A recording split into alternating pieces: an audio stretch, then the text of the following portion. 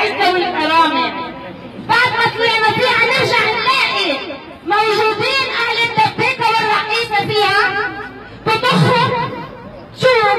قولوا لي شعوركم، قولوا لي شعوركم، قولوا لي اللي بتحكوا الشعراء، قولوا لي كلكم مش مستاهلوا نحكي فيها، بس مثل العزة والكرامة لا، العزة والكرامة معروفين من بده ينحكى فيهم. هيهم أهل العزة والكرامة اللي وقفوا واندعس على رماحهم وانحكوا. هدول هم تعاون العزة والكرامة، هدول هم. بس أنا بدي منكم عشان كلكم تقولوا قصيدة في هتلاقوا بتذكروهم بتشوفوا هدول قارنوا بدي مقارنة بين هدول وهدول وشوفوا. أنا إيه أصير؟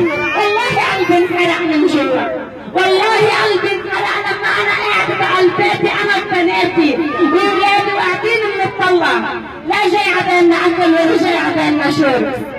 شوف أصلي لحد هوني وبكفي، وأنا وصلت رسالتي وبتمنى رسالتي تصل، وألف شكر لكم وأهلا وسهلا فيكم في هدوء جميعا.